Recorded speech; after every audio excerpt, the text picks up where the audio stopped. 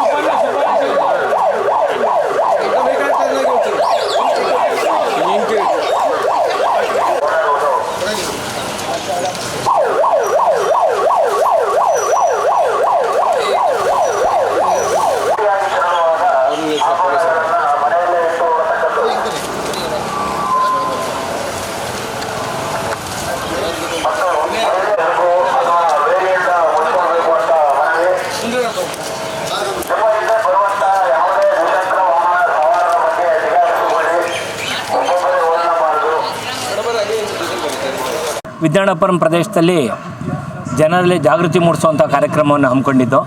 ಕಾರಣ ಏನು ಅಂತಂದರೆ, ವಿದ್ಯಾನಪುರಂ ಪ್ರದೇಶದಲ್ಲಿ ಕಳೆದ 2 ತಿಂಗಳಿಂದ ಸುಮಾರು 4 ಪ್ರಕರಣಗಳು ಚಿನ್ನದ ಸರವನ್ನು ಕಿತ್ತುಕೊಳ್ಳುವಂತಹ ಒಂದು ಪ್ರಕರಣಗಳು ನಡೆದಿದೆ. ಈ ನಿಟ್ಟಿನಲ್ಲಿ ಜನರು ಈಚೆ ಕಡೆಗೆ ಬರುವಾಗ ಸರವನ್ನು ಕಾಣದೇ ರೀತಿಯಲ್ಲಿ ಹಾಕೋಬೇಕು, ಮೇಲೆ ಒಂದು ಶಾಲನ್ನು ಹೊತ್ಕೊಳ್ಳುವಂಥದ್ದು ಅಥವಾ ಸೆರಗನ್ನು ಹಾಕ್ಕೊಳ್ಳುವಂಥದ್ದು, ಹೆಣ್ಣುಮಕ್ಕಳುಗಳು ವೇಲನ್ನು ಹೊತ್ಕೊಳ್ಳುವಂಥದ್ದು, ಈ ರೀತಿ ಒಂದು ನಾವು ಜಾಗೃತರಾಗಬೇಕು. ಆಗ ಅವರೇನು ಮಾಡೋಕ್ಕಾಗೋದಿಲ್ಲ, ಪ್ರಯತ್ನಗಳು ವಿಫಲ ಆಗುತ್ತೆ ಅನ್ನುವಂಥದಕ್ಕೋಸ್ಕರ ಇವತ್ತು ಜಾಗೃತಿ ಕಾರ್ಯಕ್ರಮನ ಮಾಡ್ತಿದ್ವಿ. ಈ ಸರಗಳರು ವಯೋವೃದ್ಧರನ್ನೇ ಗುರಿ ಮಾಡ್ತಾಯಿದ್ದಾರೆ. ವಯಸ್ಸಾದವರು ಎಲ್ಲೆಲ್ಲಿ ಹೋಗ್ತಾಯಿದ್ದಾರೆ ಅವ್ರನ್ನ ನೋಡಿಕೊಂಡು ಸರವನ್ನು ಕೀಳುವಂಥ ಕೆಲಸವನ್ನು ಮಾಡ್ತಾಯಿದ್ದಾರೆ. ಇಂಥ ಸಂದರ್ಭದಲ್ಲಿ ಪೊಲೀಸ್ನವರು ಸಹ ಸಾಕಷ್ಟು ಪ್ರಯತ್ನಗಳು ಮಾಡ್ತಾಯಿದ್ದಾರೆ. ಆದರೂ ಸಹ ಇನ್ನೂ ಹೆಚ್ಚಿನ ಗಸ್ತಾಗಬೇಕು, ಪೊಲೀಸ್ ಇದು ಇನ್ನೂ ಜಾಸ್ತಿ ಆಗಬೇಕು, ಸ್ಟಾಫ್ ಕಮ್ಮಿ ಇದ್ದಾರೆ ಅನ್ನುವಂಥದ್ದೆಲ್ಲ ನನಗೆ ಅದು ಕಾಣ್ತಾ ಇದೆ. ಈ ನಿಟ್ಟಿನಲ್ಲಿ ಜನರು ನಾವು ಜಾಗೃತಿಯಿಂದ ಇದ್ದರೆ ಇಂಥ ಪ್ರಕರಣಗಳಾಗೋದಿಲ್ಲ.